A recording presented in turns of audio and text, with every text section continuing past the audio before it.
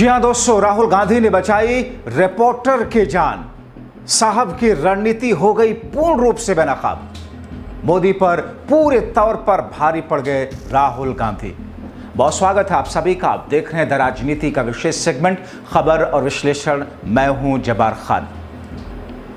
दोस्तों, आखिर ऐसी कौन सी स्थिति उत्पन्न हुई जिसमें एक रिपोर्टर की जान जा रही थी, मगर राहुल गांधी ने उस रिपोर्टर के लिए खुद को मसीहे के तौर पर पेश किया और उसकी जान बचा दी।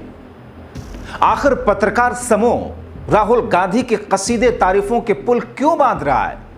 आखिर वो गोदी और डॉगी मीडिया जो अब तक राहुल गांधी की छवि डैमेज करने की कोशिश पूर्ण रूप से करता आ रहा था, अब राहुल के कसीदे पढ़ने लगा क्यों?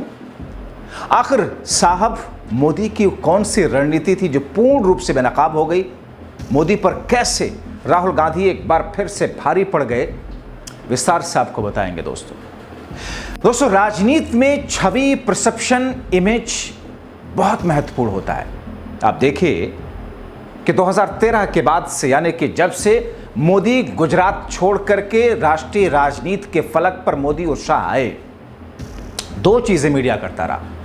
एक तरफ विपक्षी नेताओं की इमेज डैमेज करना, राहुल गांधी की इमेज बर्बाद करने के लिए करोड़ों करोड़ रुपए, हजारों करोड़ रुपए बीजेपी ने खर्चे, और दूसरी तरफ मोदी, शाह, बीजेपी की छवि बढ़ाने के लिए करोड़ों करोड़ों रुपए, हजारों करोड़ रुपए, लाखों करोड़ रुपए छवि बेहतर करने के लिए, चमकाने के लिए मीडिया को अपने कब्जे में, उनके मुंह में पैसे ठूस करके कर लिया गया।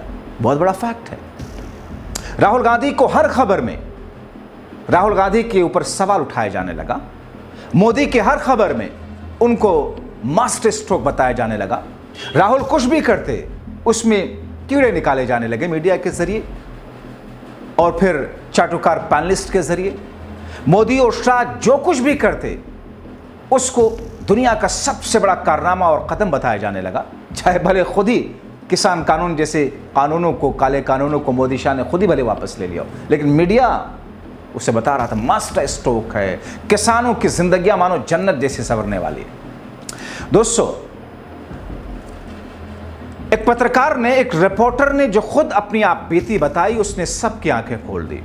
उसने कहा कि राहुल गांधी की छवि को डैमेज करने की कोशिश की जा रही, मगर राहुल गांधी जितने बेहतर राजनेता हैं, नैतिकता वाले जितने बेहतर राजनेता हैं, उतने बेहतर इंसान भी हैं। राहुल गांधी राजनीति के लिए सब कुछ नहीं करते, बल्कि राहुल गांधी एक बेहतर ह्यूमन बीइंग है। कई 3-4 एग्जाम्पल्स उन्होंने दिया राहुल गांधी को लेकर के और मोदी को लेकर के। दोस्तों, बताया कि कैसे उनकी जिंदगी खतरे में पड़ गई थी, और आपको बताएं कि दरअसल ये सारी बातें अभी तक आ नहीं पा रही थी। मेन स्ट्रीम मीडिया में तो कभी नहीं आती, मगर सोशल और डिजिटल मीडिया के ज़माने में ये चीज़ें निकल करके आ रही हैं। वसी मीडिया, मेन स्ट्रीम मीडिया के ही पत्रकार, उसी ऑर्गेनाइजेशन के जरिए बातें निकल रही हैं जो लोग राहुल को पानी पी पी करके उनकी इमेज डैमेज करने की कोशिश करते हैं। टीवी टुडे ग्रुप, आज तक, आप जान रहे हैं, उसका एक डिजिटल चैनल है, रेडियो आज तक यूट्यूब का चैनल है। उस पर आज तक के ही पत्रकार, 4-5-6 पत्रकार बैठ करके देश की राजनीति और राजनेताओं पर चर्चा कर रहे थे। एक पत्रकार ने, एक महिला पत्रकार ने जो बातें बताई कि कैसे उनकी जिंदगी को राहुल गांधी ने बचा लिया। ऐश्वर्या पालीवाल एक रिपोर्टर हैं आज तक की, उन्होंने बताया कि राहुल के बारे में जो बातें कही जा रही है, वो निहायत ही निचले स्तर की बातें कही जा रही है, उसको निचले स्तर का बना करके बताई जाती है जनता में, ताकि छवि डैमेज हो। बताया, उन्होंने अपना वाकया बताया कि किस तरीके से उनकी ज़िंदगी बताई। वो बताते हैं कि मैं मीडिया के बारे में आपको बताऊं दोस्तों कि एक रिपोर्टर मैं भी रहा हूं वर्षों तक, अभी भी हूं।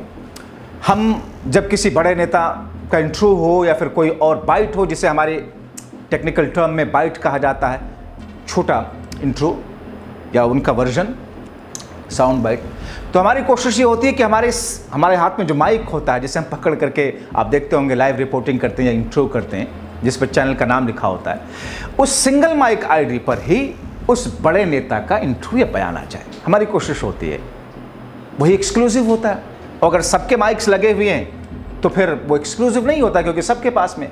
और आज के वक्त में भागदौड़ में, इस कंपटीशन वाले मीडिया में, जहां हर शख्स सबसे पहले खबर चलाने की होड़ में रहता है, वो खबर कैसी भी हो, तो ऐसे ऐश्वर्या पालीवाल ने बताया कि मैं अपना माइक आईडी लेकर के खड़ी थी कि राहुल आ रहे हैं गाड़ी से, और मुझे लगा कि आज मुझे एक्सक्लूसिव इंट्रो मिल जाएगा। इसी बीच में राहुल आए, गाड़ी रुकी और उन्होंने इशारा किया, यू विल गेट हर्ट, तुम्हें चोट लग सकती है, तुम्हारा पैर गाड़ी के नीचे आ रहा है। उन्होंने इशारा किया, राहुल ने रोका, इशारा किया, शीशा डाउन किया, इशारा किया। ऐश्वर्या ने देखा रे उसका पैर तो गाड़ी के पहिए के नीचे है, साइड में। जाहिर तौर पर ज़िंदगी सबसे बड़ी चीज़ है, अगर पैर टूट जाए तो फिर आदमी महीना 2 महीना 3 महीना बिस्तर पर, और किसी पत्रकार रिपोर्टर के लिए 3 महीना फील्ड से बाहर रहना जाहिर तौर पर उसकी बहुत बड़े लॉस की बात होती है। सारे कनेक्शन टूटने लगते हैं, खबरें नहीं आती हैं। ऐसे में उन्होंने बताया किस तरीके से राहुल गांधी ने मुझे बचाया, जो कि मैं गाड़ी के नीचे आ रही थी, इतनी भीड़ थी वहाँ पर, और उसके बाद में फिर मैं साइड हुई तो राहुल गांधी ने फिर मुझे देखा, पूछा, थमकर इशारा किया, आप ठीक और ओके, ऐश्वर्या पालीवाल ने बताया।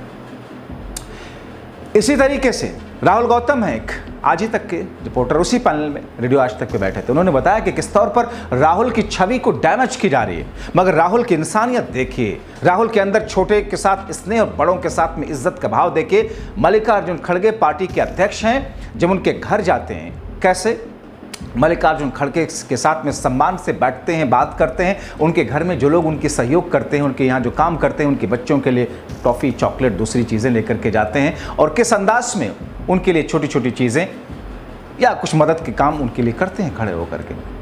किसी इवेंट में, किसी प्रोग्राम में पहले राहुल गांधी पहुंच जाते हैं, मल्लिकार्जुन खड़गे से पहले। एक प्रोटोकॉल भी है, पार्टी के अध्यक्ष सबसे लास्ट में बोलते भी हैं स्टेज पर, और वो लेट भी आ सकते हैं, मगर दूसरे लोगों को आना होता है। लेकिन जो कहते हैं ना कि गांधी परिवार को लेकर, राहुल को लेकर के कि साहब रिमोट से चलाते हैं, आपने देखा होगा, वो बताते हैं। और आपने देखा होगा कि कैसे राहुल पहले ही पहुंच जाते हैं, मल्लिकार्जुन खड़गे आते हैं, उनके लिए कुर्सी कई बार सीधी करते हुए आपने देखा होगा। ये राहुल गांधी हैं। आप जहन में मोदी साहब को भी रखिएगा, इन सब चीज़ों में मोदी साहब को रखिएगा, और सोचिएगा जहन में कि मोदी साहब हों किसी जगह पर इवेंट में, सामने से कैमरे हों और उनके साथ कोई सिक्योरिटी वाला उन्हीं की ज़िंदगी के रक्षक के तौर पर जो खड़ा है उनके आगे आ जाए, कैसे वो धक्का देते हैं, उसको साइड करते हैं, हटो कैमरा सामने है, मैं कट रहा हूँ। तो मोदी साहब, राहुल साहब, दोनों को आप सोचते जाइएगा। दूसरा मल्लिकार्जुन खड़गे वाला आपने देखा। तीसरा, संसद में किस तौर पर कैसे बताया गया उसी पॉडकास्ट में कि किस तौर पर जब मोदी आते हैं संसद के भीतर तो कैसे सारे बीजेपी के नेता, सांसद ताली बजाते हुए मोदी मोदी मोदी, ये करवाया जाता है, ये कहा जाता है ऐसा करने के लिए। यानी कि किस तौर पर सम्मान की भूख है, खुद से सम्मान कमाया जाता है दोस्तों, अपने आचरण के जरिए से। दबाव डालकर सम्मान नहीं लिया जाता है, लेकिन पार्लियामेंट में बीजेपी के सांसदों पर यह दबाव डाला गया है कि जब भी वहां पर मोदी साहब आएंगे, देखिए किसी और नेता के आने पर नहीं होता है, अमित शाह के आने पर नहीं होता है, लेकिन मोदी जब आते हैं तो सारे लोग खड़े होकर ताली, मोदी मोदी मोदी। ये एक रणनीति बनाएगी। राहुल की पार्टी में ऐसा नहीं है। राहुल आते हैं तो कांग्रेस के सांसद ऐसा नहीं करते, ऐसा करने के लिए नहीं बाध्य किया गया ना, ऐसा कराया जाता है। ये देखिए। तीसरा, किस तौर पर संसद में राहुल को उतना लंबा भाषण, उतना ज्यादा बोलते हुए आपने नहीं देखा होगा जितना मोदी बोलते हैं। हर कोई चाहता है संसद के भीतर, हर सांसद चाहता मैं बोलूं, हर मंत्री चाहता मैं बोलूं। इसलिए कई बार राहुल की पार्टी में आप देखते होंगे मनीष तिवारी और शशि थरूर कई बार नाराज भी रहते हैं। कहा जाता है कि उनको बोलने का उतना मौका नहीं मिलता जितना वो उम्मीद करते हैं, क्योंकि राहुल चाहते हैं कि ज़्यादा से ज़्यादा सांसदों को बोलने का मौका दिया जाए संसद के भीतर। मगर उधर क्या है, मोदी साहब बोल रहे हैं तो आधा घंटा, 1 घंटा, 1.5 घंटा, 2 घंटा, 2.5 घंटा बोलते चले जा रहे हैं, और उस पर बीजेपी ताली भी बजाती रहती है, आप भी सुनते रहते हैं। उसमें कितनी बातें काम की होती हैं। संसद के भीतर ही अब की बार 400 पार के नारे लगाए थे मोदी ने।